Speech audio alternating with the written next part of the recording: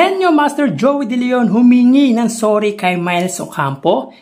Ano ang naging dahilan mga kaparokya? At Christine, ng especially for you, hindi kinaya ng konsensya ang magsinungaling. Yan ang pag-uusapan natin mga kaparokya. But before that, ay humihiling ako na pakisubscribe ang aking YouTube channel. Pakiclick ang bell icon para una kayong manotify sa mga bagong video na ilalabas ko. Salamat! So ngayon po ay araw ng Huwebes mga kaparokya, June 6. At tulad ng lagi nating tampok dito, tungkol sa online live viewership ng dalawang noontime show, ang It's Showtime at It Bulaga, ay pag-usapan muna natin ang article na inilabas ng Bandera patungkol nga kay Joey De Leon kung saan humingi ito ng kapatawaran kay Miles Ocampo dahil sa maling sinabi nito. So yun nga mga kaparokya, last Monday, nagkaroon ng MediaCon, ang newest program sa TV5 na Pajak Princess na pinagbibidahan ni Legit Dabarkads Miles Ocampo. At natanong siya kung na-offend daw ba siya sa body shaming na sinabi ni Joey De Leon sa segment na Pera Fee kung saan banggit ng isa sa legendary trio na instead na pagbaba or pababa ay pataba ang sinabi nito. At ayon naman sa sagot ni Miles Ocampo ay humingi raw ng kapatawaran sa kanya si Henyo Master hinggil sa biro nito sa kanya. At ayon kay Miles, sa It Bulaga or Dabarkads daw ay bawal ang pikon. Sanay lang sa mga bawat banat at hirit ng isa't isa. So walang problema daw po yun. So knowing naman Joey De Leon na ganyan siya sa mga katrabaho niya. Kumbaga birong pang pamilya at birong pang kaibigan. The good thing with Joey De Leon ay pag alam niyang mali siya, ay hihingi agad siya ng kapatawaran. At isa nga doon yung ginawa niyang depression na ipinaliwanag din ni May Mendoza noon. So mga kaparokya, sa June 10 na po mapapanood ang newest program ni Miles Ocampo na Pajak Princess Before It Bulaga. Samantala, naglabas ng video ang kapatid ng ex ni Christine na sumali sa segment ng It's Showtime kung saan umiiyak ito at may kausap sa kanyang cellphone. At ito nga po ang audio. Pakinggan nyo.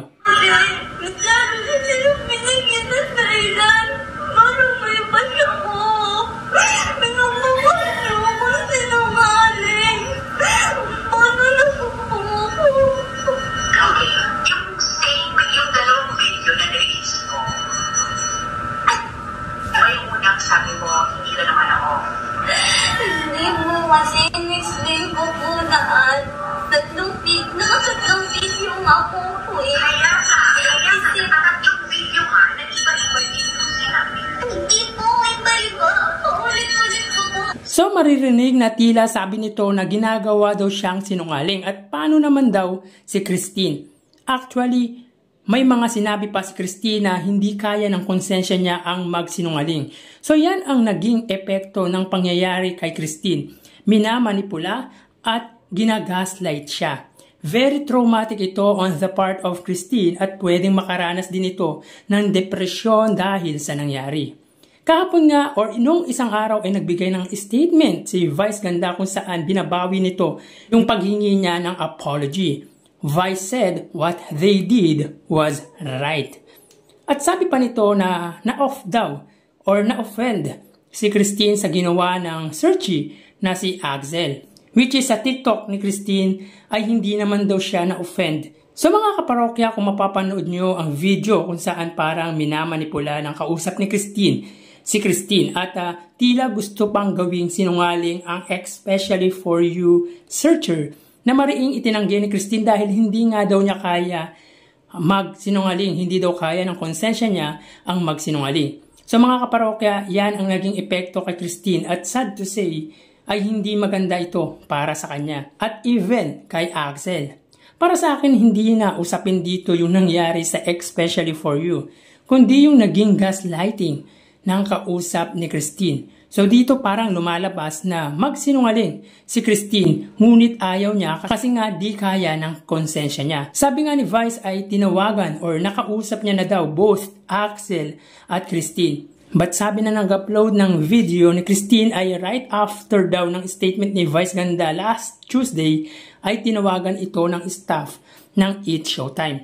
Meaning hindi nakausap mismo ni Vice ang dalawa. So, sino ang nagsasabi sa dalawa mga kaparokya? So, mga kaparokya, write a comment down below hinggil dito. Ang worst na nito, dahil buhay na ng tao yung masisira dahil lang sa maling interpretation. Sana sa una pa lang ay humingi na ng tawa dahil wala namang mawawala at hindi ikabababa ng dignidad ng isang tao ang paghingi ng kapatawaran, bagkos papalakpakan ka pa ng taong bayan. Sana kahit mali or tama yung interpretation natin ay mas minabuti natin na humingi pa din ng kapatawaran. Mga kaparokya, hahaba pa to pero sana magkaayos-ayos ang lahat. Hashtag stop bashing Axel and Christine. So tara ating alamin ang online viewership ng dalawang bigating noontime show. Para sa Itbulaga under TVJ Facebook page na may 2.4 million followers at sa It's Showtime naman na may 18 million followers. So as of 12:59 may kita po natin dito na ang It's Showtime po ay may kasalukuyang segment na especially for you. Samantalang ang Itbulaga naman po ay may kasalukuyang segment na Sugod Bahay mga kapatid. So ngayon ang Sugod Bahay ay nasa San Jose, Batangas. So dito may kita po natin ang It's Showtime ay may 17.8 thousand viewers. Samantalang ang Itbulaga naman po ay may 5.8 thousand viewers.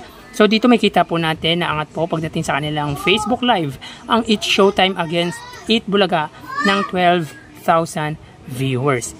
So mapunta naman po tayo sa TV Network YouTube channel at unahin po natin ang TV5 na may kasalukuyang subscribers na 1.82 million subscribers.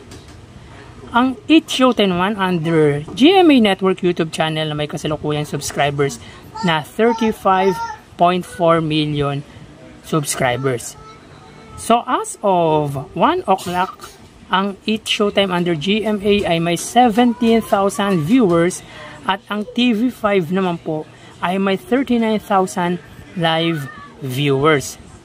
So ulitin po natin mga kaparokya, as of 1 PM ang It's Showtime under GMA ay may 17,000, samantalang ang TV5 ay may 39,000 live viewers. So dito pagdating sa kanilang TV Network YouTube channel ay angat po ang TV5 sa katapat na TV Network YouTube channel na GMA ng 22,000 viewers. So mapunta naman po tayo sa main YouTube channel ng dalawang noontime show at unahin po natin ang It's Showtime. Under po yan sa ABS-CBN It's Showtime na may kasalukuyang subscribers na 2.24 million subscribers. Sa Itbulaga naman po under Itbulaga TVJ YouTube channel na may 1.01 million subscribers. So para sa Itbulaga, sila po ay nakakuha ng total live viewership na 97,000 at sa It's Showtime naman po ay 137,000 live viewers. So dito angat po ang It's Showtime sa katapat na noontime show pagdating sa kanilang unang yugto ng online viewership ng 30,000 viewers. So ulitin ko po, ang Itbulaga ay nakakuha ng total live viewership na 97,000, samantalang ang It's Showtime naman ay 137,000 live viewers. So yan po ang lumalabas sa kanilang online viewership as of 1:04 PM at mamaya ho magbabalik po tayo sa ikalawang yugto ng ating online views update ng dalawang noontime show dito sa bansa. Magpapaalam na po muna ako pansamantala. Thank you and God bless.